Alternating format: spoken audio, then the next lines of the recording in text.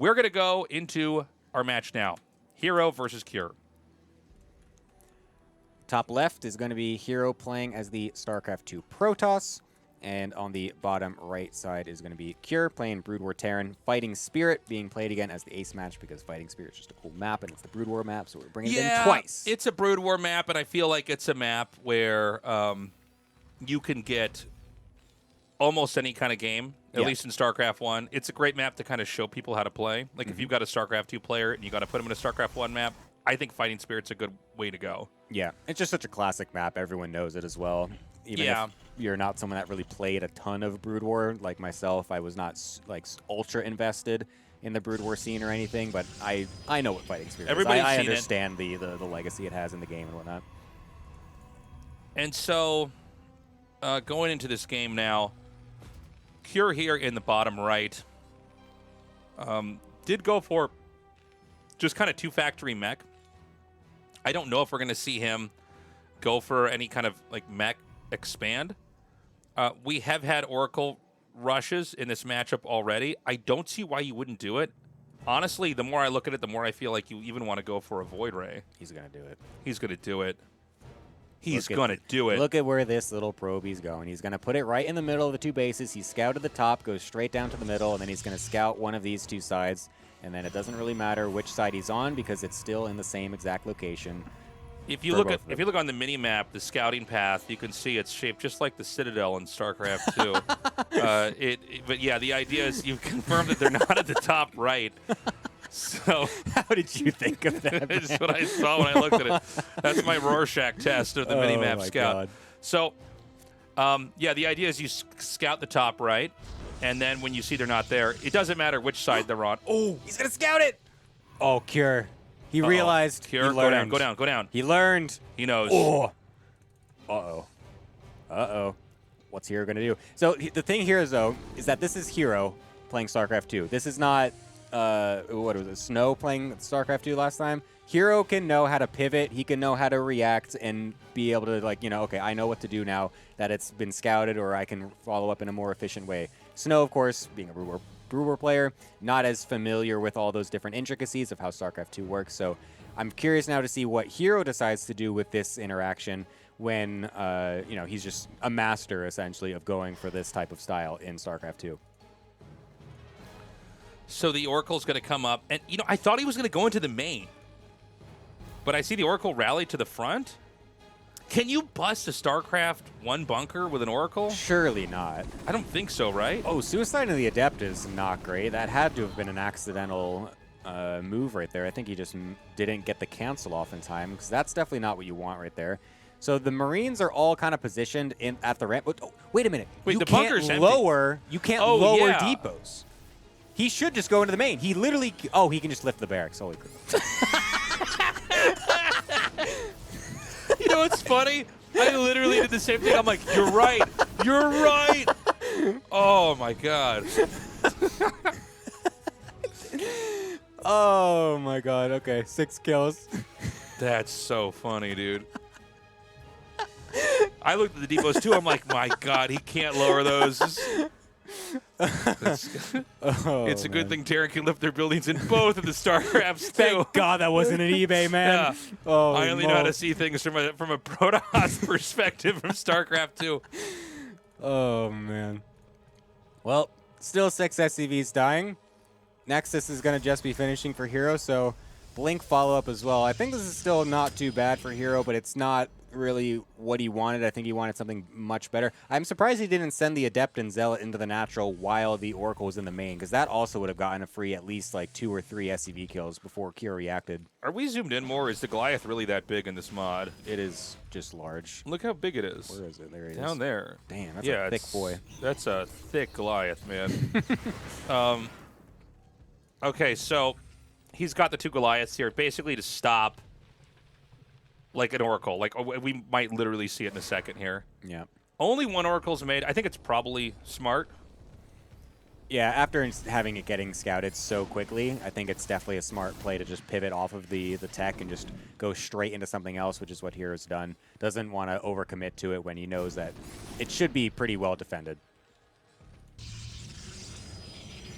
As the game goes on, We're getting to a macro phase here for both sides. Third factory coming down here. You know, after a little while when you're meching as Terran, there's a point in time where, like, I think stuff that StarCraft 2 Protoss could throw at you, it's not going to matter. It's not going to actually do anything.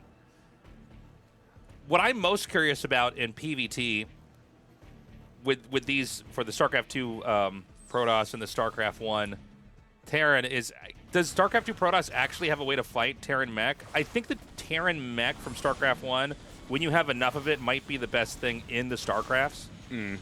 With the correct upgrades as well and everything. Yeah.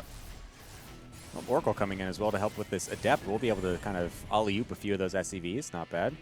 But, no, I agree with you. I feel like also I'm curious what Immortals do against Brood War mech, because they're just obviously so good against StarCraft 2 mech that I want to know. Tanks are crazy, obviously, but, like, can Immortals actually kind of stand up in an even supply or even resource count? Like, can't you just go double Robo Immortal? Wouldn't that be pretty good? It would definitely be better than what Protoss and StarCraft 1 can do, I feel like, in the early stages. I'm also curious how Disruptors play, because the tank range for the Brood War tanks is going to be larger, so there's not even that little bit of wiggle room that you can do with Disruptors versus tanks, and like you can in StarCraft 2, where you can sometimes outrange them with the splash damage. So Disruptors, I feel like, also might not actually be that good, but, I mean, you still don't have Disruptors in Brood War, so you don't have to worry about that kind of splash damage unit. Because Reavers, you don't get Reavers against mech, right? No, you do, but you're not making them necessarily en masse. You kind of use them with the Dragoons. The idea is you want to force the Terran to siege up, and when they're sieging up, you can hit them with Reavers, and if they are sieged up, then you don't attack them. So you're trying to exploit the fact that it's not easy to be fluid on the map. Yeah. And so they have to kind of tiptoe around the map before they can get close to you. So the Vultures come up here. They're going to spot the space. A lot of spider mines going to be planted over here. And is there an observer here? Am I seeing this? It's on the right side. Oh, Blink dodges. Oh, okay. I almost had to do a double take. Thank you for the raid, State. Appreciate you, buddy. Welcome, viewers. This is the SC Evo Tasteless Time Warp Show match, sponsored by Realms World. Does now have the observer in position, but one mine didn't actually get cleared off, but will get killed off before. So the damage from enough stalkers will be able to actually kill those mines before they connect. Good information to have right there. So yeah, I mean, Kira's going to continue just to turtle up, getting as much mech as possible. This is just kind of how Brood War Terran works. You know, this is not just an Artosis thing where he just sits on 2 bases forever. That's it's actually kind of something that you do. So, you know, don't scream at Kira for not expanding to a 3rd just yet. This is totally fine. No, this is like, that's 7 factories, I think. There's actually a guide flashed it on this. Maybe it's 8, actually.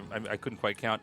8, yeah. Yeah, 8 factories. So this is a build where you basically sit and you probably get to maybe 150, 160 supply, and then you just move out.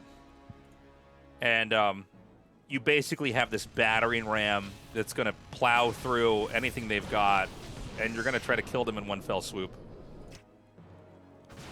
Yeah, I'm really curious how this fight is gonna work, because also charge exists in StarCraft 2 compared to just Zealot legs. So technically, shouldn't mine drags be easier in this, because the Zealots will just get on top of all the other units really fast? But if there are mines, they might just target the mines when they pop up.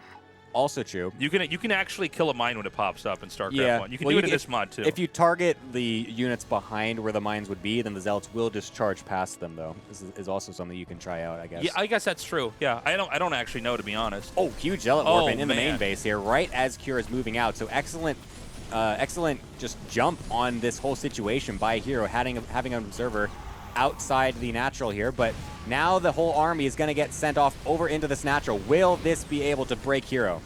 Okay, so this is that StarCraft 1 mech army. And, I mean, he's beginning to inch in. Oh, dude, this is a lot. Hold up. The Vultures are going to kite back. There's a lot of Zealots coming forward here. Whoa, the Immortals are going to come in here. They're going to start to target those tanks. A drop here in the back. It looks like he might be able to break this just barely. If the tanks go down, everything else is going to fall.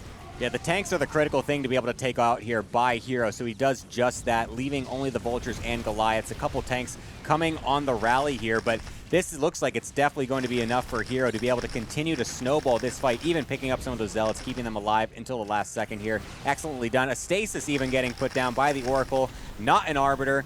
and we'll be able to get up some of those tanks as well. So that is going to be nice to really just kill this push off, not Dude, allowing any momentum. I've got so much.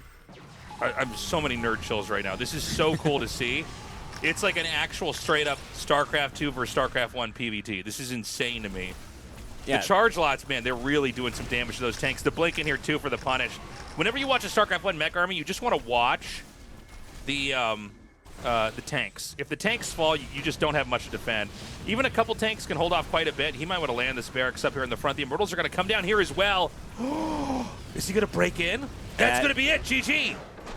Excellently done by herO. I mean, I thought that there weren't quite enough Immortals in that fight to actually be able to break it, but with the spread, it was actually enough. The fact that Fighting Spirit is such an open map in that spot actually really favors Protoss in this in StarCraft 2 because of the way pathing works and everything. You can so easily spread yourself out in a huge concave, whereas in Brood War it might be a little bit more difficult. The map, kind of just how it works, is that it feels a little bit more constricted.